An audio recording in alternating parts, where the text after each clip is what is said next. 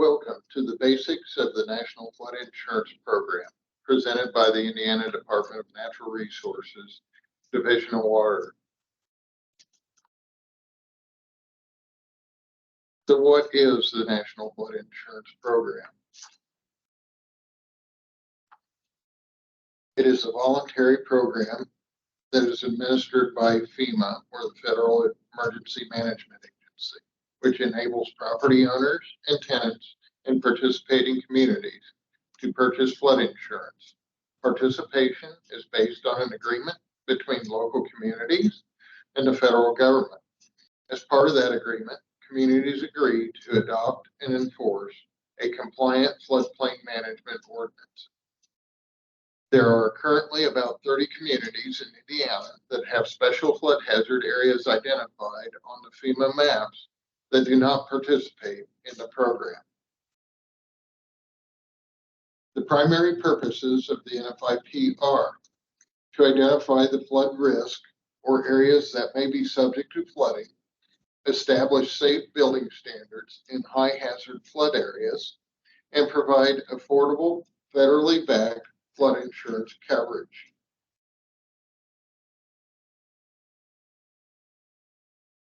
The NFIP goals are to protect lives and property, not only the local citizens, but also the first responders, police, fire, and other public workers, to reduce the financial burden for flood disaster assistance, both locally and at the federal level. You may be asking, so what's the DNR's role in the NFIP? Well, in each state, the governor designates a coordinating agency for the NFIP. In Indiana, it is the Department of Natural Resources, Division of Water. In this role, we're responsible for establishing developmental and building guidelines. We do this by drafting and getting the state floodplain model floodplain management ordinance approved by FEMA. This ordinance must meet the minimum requirements of the NFIP found in 44 CFR 60.3 and Indiana's Flood Control Act, which is IC 14-28-1, and Indiana's floodplain rules, which are found in 312 IAC 10.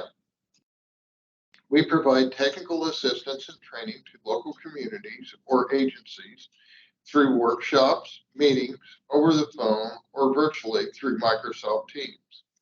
We are also under contract with FEMA to evaluate and document community compliance with respect to their floodplain management activities.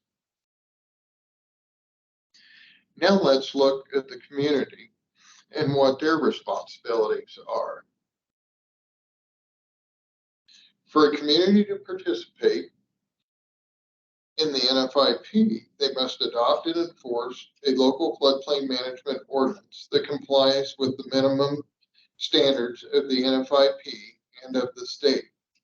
Then, federally backed flood insurance is made available to all property owners and tenants in those communities that enforce NFIP compliant development standards within their special flood hazard areas. So why would it be important for a community to regulate development in a special flood hazard area? What about the effects on other communities, upstream or downstream? Why would flood insurance be important? Flood insurance allows flood victims to more wholly recover in a shorter period of time in the event of a flood. Now, let's look at the risk. Looking at this flooded home in the photo on the right. For a house located within the special flood hazard area, there is at least a 25% chance that it will be inundated by a 100-year flood during the life of a 30-year mortgage. Over a 50-year period, the probability increases to 39%. Floods are more destructive than any other natural disaster. Each year, thunderstorms, melting snow, and hurricanes inflict more than $4 billion in damage to homes and businesses along the nation's coastlines, lakes, and streams. Remember that floods can happen anytime and anywhere.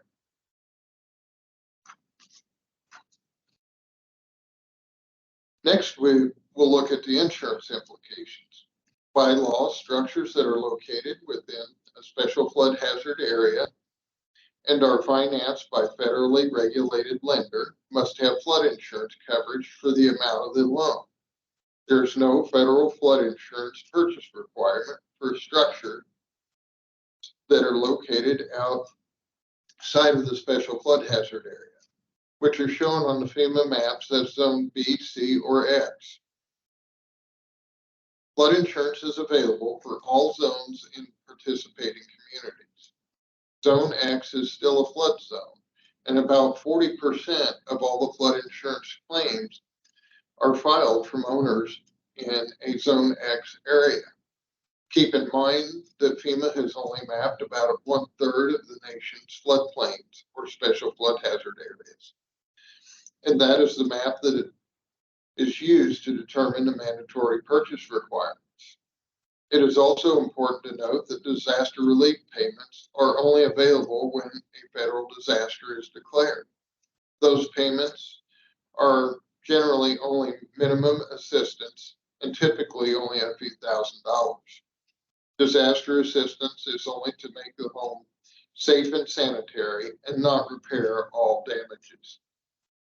This is part of the reason to carry flood insurance, so an individual can more readily recover when a flood occurs. In many instances, you will find that a property owner's flood insurance is not enough to cover the damages. Since flood insurance is generally rather costly for non-compliant structures, citizens typically only carry the minimum amount necessary. That may not be enough to fully restore the property to its pre-damaged condition.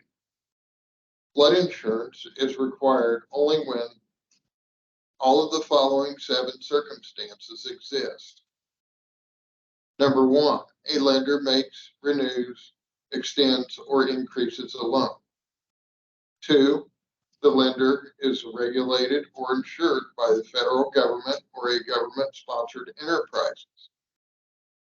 3, the loan is secured by approved real estate, a building or its contents. 4, collateral is located or will be located in a special flood hazard area. 5, the collateral is insurable under a standard flood insurance policy.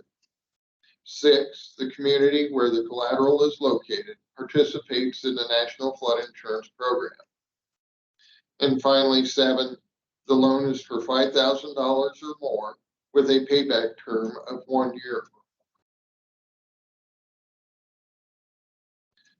So what are the floodplain management priorities?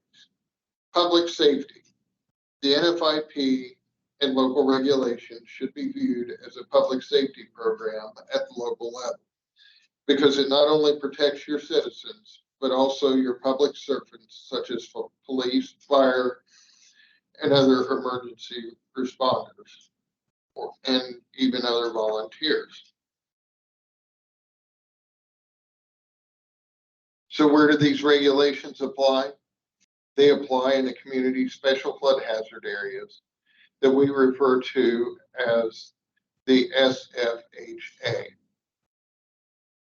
It is also called the 100-year floodplain, 1% annual chance floodplain, regulatory floodplain, or area covered by the base flood. These areas are generally identified on the FEMA maps as Zone A, AE, AH, AO, A1 through A30, V, and VE. They may also be areas identified by local officials as flood prone. For example, in an area may be deemed flood prone locally if they know that the area floods or is covered by water for a period of time after a rain event, maybe after a 3-inch rain event during a 24-hour period, for example. Thank you for watching the basics of the National Flood Insurance Program.